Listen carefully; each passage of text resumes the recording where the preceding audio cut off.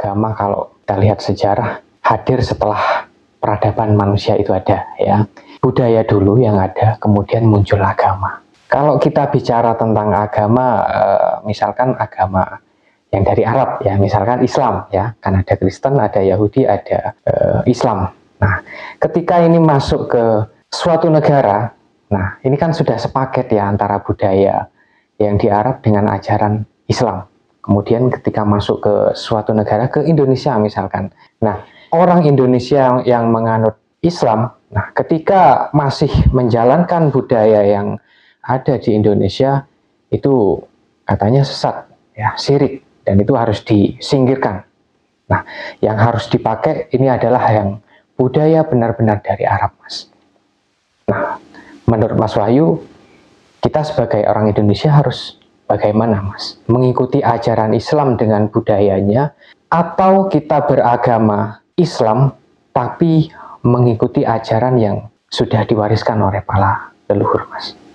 Iya, Mas Yahya, ya, memang kalau kita bicara agama itu kan ini jarang sekali ya yang mau mempelajari agama tapi juga mau melihat sejarah. Dimana kalau kita bicara agama ini tidak bisa lepas dari sejarahnya.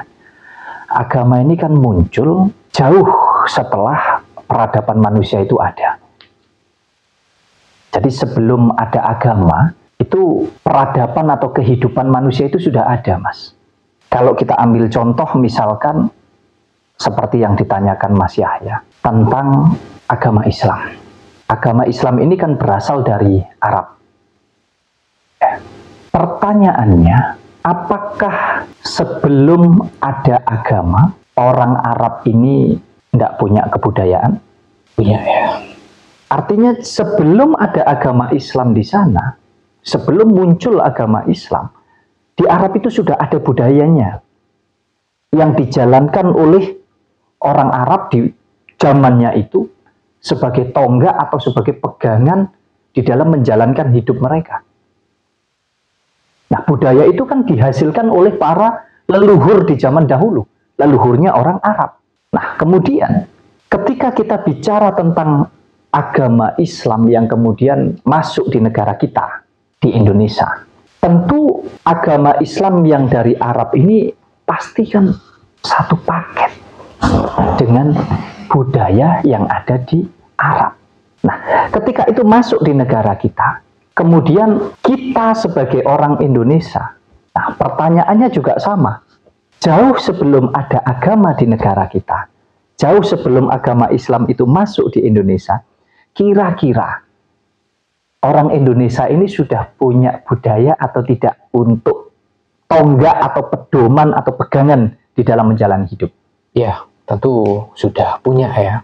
Sudah punya pedoman. Sudah ada budaya. Dan itu yang dijalankan, yang dilakukan di dalam kehidupan para leluhur kita. Orang pribumi, orang Nusantara. Mau itu Jawa, Madura, apapun itu. Artinya sudah mempunyai budaya. Nah, kemudian ketika masuk ajaran agama, baik itu agama Kristen, Hindu, Buddha, termasuk agama Islam, mulailah terjadi, mungkin bukan kekacauan ya, tetapi klaim masing-masing bahwa seolah-olah agama-agama yang datang ini adalah satu-satunya pedoman atau pegangan hidup yang paling benar dan yang paling suci sendiri. Padahal kita ini nggak ngerti apakah yang kita jalankan itu betul-betul ajaran agama Islam yang sesungguhnya, ataukah bercampur dengan budaya yang ada. Karena ini kan pasti gandengannya, Mas Yahya. Nah, ini yang harus kita pilah, harus kita bedakan. Sehingga ketika agama-agama ini tadi masuk di negara kita, tentu mereka akan mengklaim, menilai bahwa apa yang tidak sama dengan ajaran-ajaran agama yang dibawa oleh mereka, itu dianggapnya sesat, dianggapnya kafir, dianggapnya salah, dianggapnya tidak benar. Padahal di sini ada ajaran agama, ada budaya. Bahkan di dalam agama itu sendiri juga tentu membawa budaya masing-masing. Cuman bedanya kan Indonesia tidak punya agama. Negara kita ini tidak punya agama. Agamanya adopsi semuanya, agama pendatang. Ini boleh dilihat di sejarah. Nah, sedangkan Arab memiliki agama sendiri, disebut agama Islam. Sehingga budayanya ya tentu kental dengan agamanya. Nah, di sini ini ketika kita tidak berhati-hati, tidak bisa menggunakan pemahaman atau pola pikir kita yang luas, maka kita akan terjebak di ajaran agama ini, yang padahal di dalamnya bisa jadi bercampur dengan budaya. Contoh saja, budayanya orang Arab tentang berpakaian, yang mana di sana kan cuacanya luar biasa, tidak sama dengan Indonesia. Ya, Indonesia ini sejuk, tapi kalau di sana kan panas, gersang, padang pasir, sehingga panas sekali di sana. Nah, budaya orang Arab di dalam berpakaian tertutup semuanya. Bahkan yang laki-laki saja pakai jubah, pakai sorban setiap hari. Karena panas. Tetapi kita tentu bicara tentang esensinya, tentang tujuan mereka berpakaian seperti itu. Tujuannya untuk apa sih?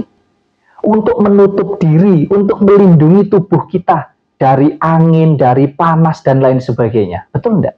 Betul. Bahkan yang perempuan diperlihatkan hanya matanya saja. Tujuannya untuk apa? Kalau dalam lagi mungkin bukan hanya tentang melindungi diri, tetapi juga menutup aurat. Nah, ketika budaya yang ada di Arab itu terus bercampur dengan agama dan masuk di dalam negara kita, kemudian kita ini harus semuanya berpakaian seperti yang di Arab. Kira-kira bagaimana kira-kira? Bukan tentang baik atau tidak baik. Sejauh tujuannya untuk kebaikan tentu bisa kita katakan itu baik, berpakaian. Tapi apa salahnya kalau kita juga berpakaian dengan menggunakan pakaian yang menjadi budayanya orang Indonesia sendiri? Ada yang pakai jari, ada yang pakai sarung, pakai kebaya, macam-macam. Karena udara di sini, cuaca di sini tropis, Mas. Bisa dikatakan sejuk, tidak sepanas seperti yang ada di Arab. Nah, kembali lagi kita bicara tentang tujuannya kita berpakaian itu untuk apa? Untuk melindungi diri, untuk menutupi tubuh kita, dan untuk menutupi aurat kita. Betul enggak? Betul. Sama enggak kira-kira? Betul. Nah, kalau fungsinya sama, apa kemudian cara berpakaiannya termasuk baju yang dikenakan harus sama dengan di Arab? Tentu tidak ya. Ya kan kembali tergantung kenyamanan masing-masing. Betul enggak? Nah, disinilah kita harus pinter. Supaya kita tidak saling. Seolah-olah yang pakai baju tertutup merasa paling benar, paling suci, paling baik. Dan yang bajunya terbuka dianggapnya paling jelek, paling berdosa, paling salah sendiri, paling kotor sendiri. Padahal tujuannya sama. Ini baru sebatas tentang pakaian, tentang baju. Tentu ada banyak hal tentang budaya-budaya yang ada di Arab yang sekarang sudah masuk di negara kita. Bukan salah, tetapi kurang tepat ketika kita sebagai orang Nusantara, orang Indonesia, kemudian kita harus menggeser atau bahkan menghilangkan atau bahkan kita menghujat budaya-budaya yang sudah ada di negara kita ini. Seolah-olah budayanya Arab itu sudah paling bagus karena satu paket dengan agama ini tadi. Sehingga kita merasa budaya kita, budayanya orang Indonesia ini seolah-olah dianggap paling menjijikan, paling jelek begitu, Mas. Leluhur kita ini sering dihujat, dikatakan bahwa udah ketinggalan zaman, menyembah semar katanya, menyembah pohon, bikin sesajen, bakar dupa, bakar kemenyan. Padahal di situ juga ada niat dan tujuannya untuk apa. Ini yang harusnya kita mampu memahami, membedakan antara ajaran agama yang sesungguhnya dengan budaya, supaya nggak terpleset, supaya nggak terjebak gitu loh, Mas. Ya, kalau mungkin ya kita memahami lebih dalam lagi tentang agama, termasuk tentang berpakaian tadi, Mas ya. Dimana kalau kita bicara tentang pakaian kan hakikatnya menutupi, ya. Kalau itu tujuannya untuk menutupi aurat, aurat yang seperti apa? Nah, aurat kan ada batasannya sendiri ya. Kalau laki-laki dari pusar sampai lutut, katanya itu yang harus ditutupi. Kemudian kalau wanita dari wajah dan telapak tangan. Nah, ini justru orang-orang kan memang nggak bisa membedakan ini ya, Mas ya. Kalau memang orang-orang ini paham ya tentu harus mengkaji lebih dalam tentang itu. Termasuk kalau kita membahas tentang hal lain ya dari budaya yang masuk ke sini, misalkan tentang makan yang dibawa, misalkan dari Arab budaya tentang makan kurma. Nah, seolah-olah buah kurma ini adalah buah yang istimewa, yang spesial. Begitupun juga dengan airnya, air zam-zam dan lain-lain, Mas. Kebiasaan-kebiasaan yang dilakukan oleh orang Arab seperti siwak ya, menggosok gigi pakai siwak. Dan bahkan juga caranya makan juga, Mas. Misalkan kita berpuasa ya, itu dianjurkan makan kurma itu tadi. Kemudian cara makannya harus dengan 3 jari. Wah, banyaklah penjelasan yang seperti itu. Karena itu mengikuti sunnah daripada Nabi, katanya begitu. Nah, apakah ini cocok, Mas, kita gunakan kebiasaan ini di kebudayaan kita, Mas?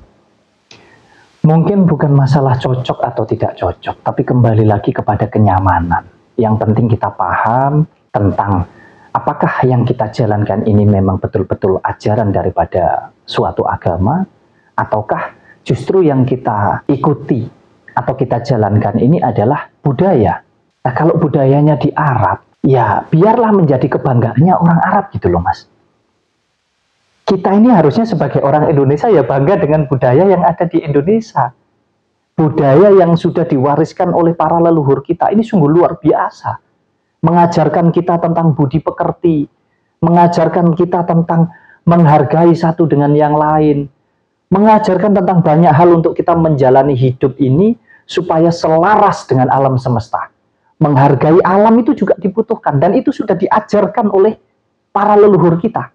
Indonesia ini sungguh luar biasa.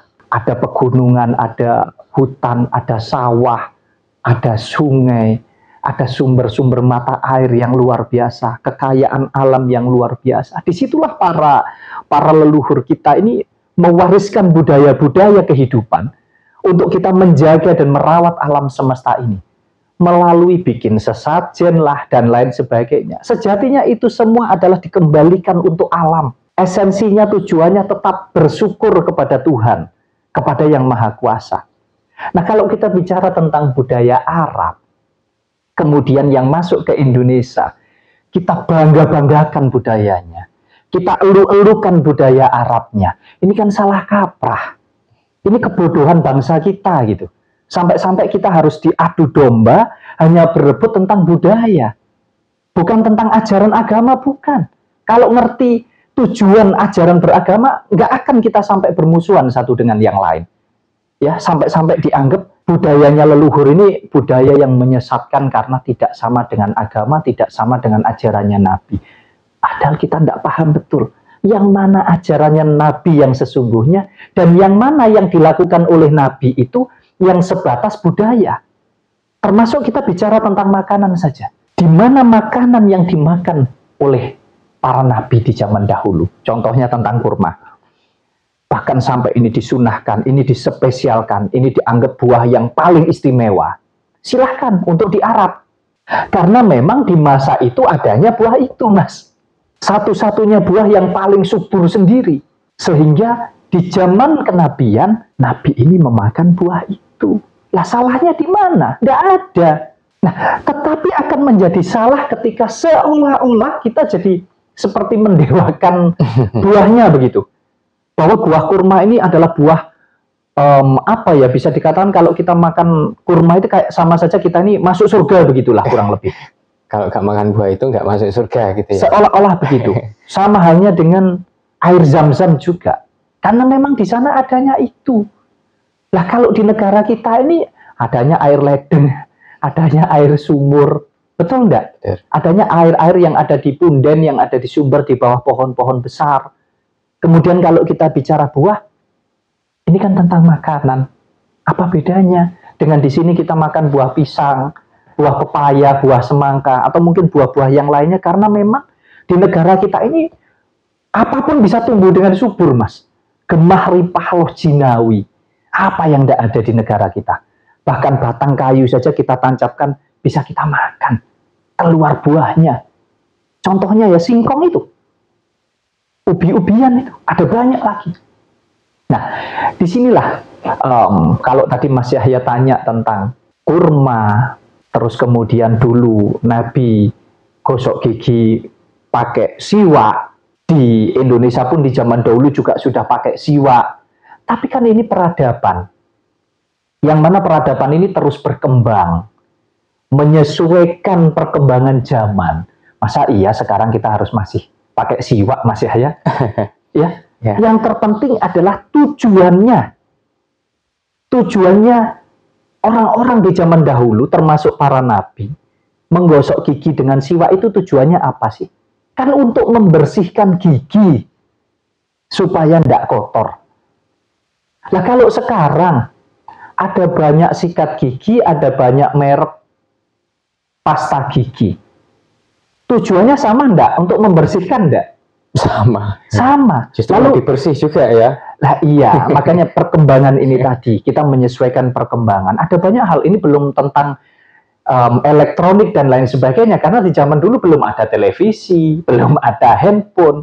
Nah sekarang sudah ada semua itu. Nah kita harus pintar membedakan mana ajaran agama, mana budaya, sehingga kita tidak berebut. Maka dari itu, ayo jalankan agama kita sesuai dengan ajaran yang ada di dalam agama itu, yang tujuannya adalah untuk kita menjadi lebih baik dalam segala hal tentang kehidupan kita ini. Sebaliknya, kalau kita bicara tentang budaya, ya kita hormati budaya kita masing-masing. Yang Arab ya ojo ganggu budayane wong Indonesia.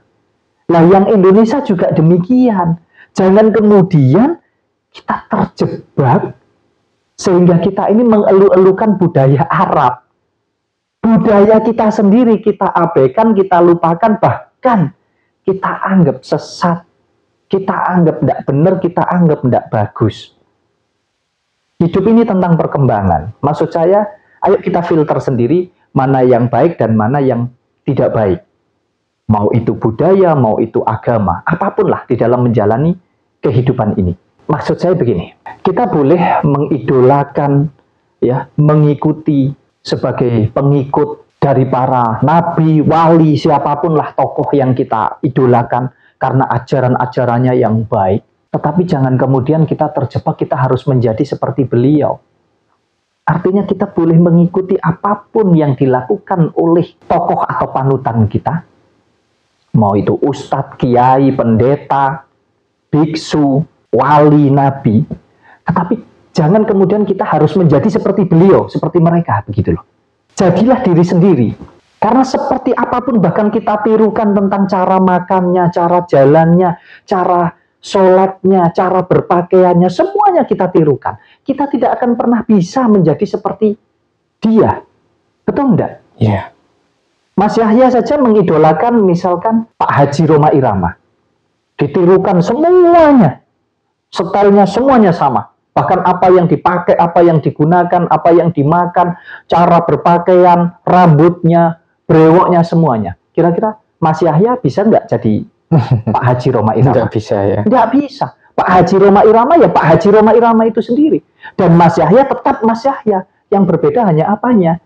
Hanya apa yang dicontoh tentang baju yang dipakai. Betul nggak? Tentang fisik. Artinya tentang syariatnya. Justru harusnya kita mampu masuk di dalam hakikatnya. Kenapa Nabi melakukan itu? Kenapa wali melakukan itu? Nah sekarang kita sesuaikan di zaman sekarang. Sehingga apa yang baik yang sudah diajarkan kita teruskan. Ini kalau di Indonesia, kata presiden pertama kita, ya katanya Bung Karno, jadilah Islam, tapi jangan hilangkan Indonesianya. Artinya jadilah Islam, tapi jangan jadi orang Arab gitu loh maksud saya.